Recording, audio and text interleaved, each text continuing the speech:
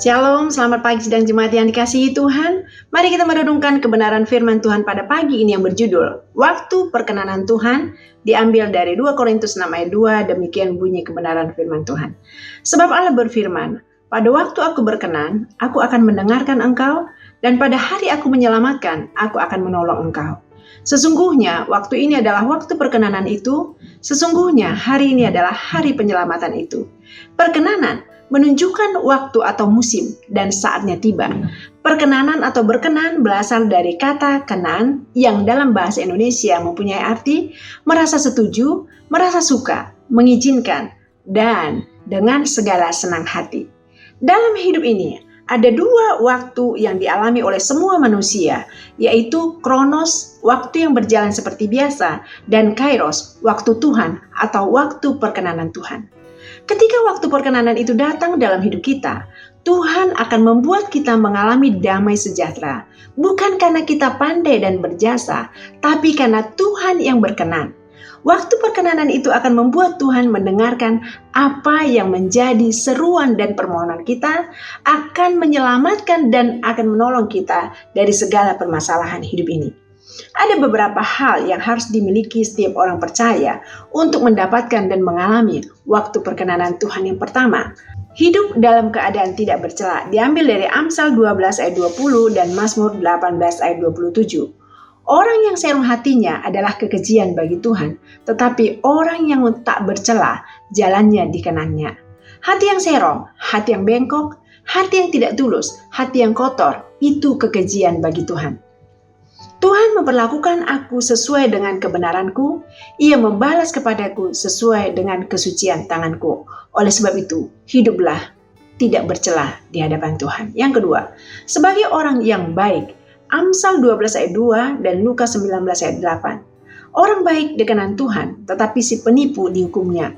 Orang yang berani menipu orang-orang yang dikenan Tuhan akan menghadapi penghakiman dari Tuhan. Ketika kita sendiri pernah menipu orang lain, mari saatnya kita sadar dan bertobat untuk merendahkan diri dan minta ampun kepada Tuhan dan berani mengembalikan apa yang pernah kita tipu. Salah satu contoh adalah Sakeus, pemungut cukai. Ia berjanji akan mengembalikan bahkan sampai 4 kali lipat.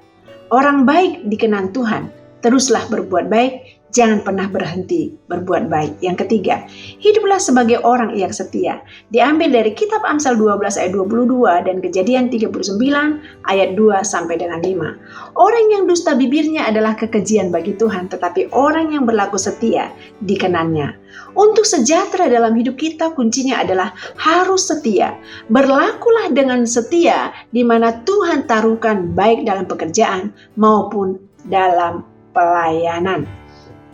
Ketika kita menjadi orang yang setia, siapapun pemimpin kita, akan Tuhan buat hatinya untuk memberikan sesuatu yang terbaik buat kita. Contoh, Yusuf adalah salah satu contoh orang yang setia. Keberadaan Yusuf membuat seluruh rumah Potifar diberkati, dan ketika Tuhan menyertai Yusuf, maka Yusuf diangkat tinggi menjadi kepercayaan bagi tuannya. Itulah promosi dan multiplikasi karena perkenanan Tuhan.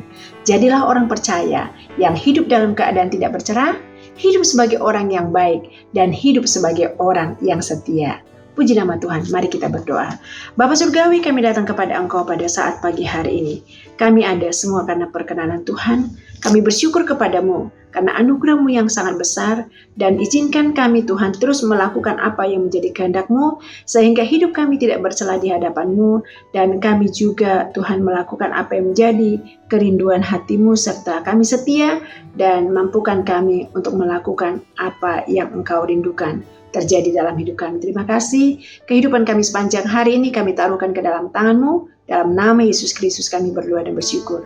Amin. Tuhan Yesus memberkati.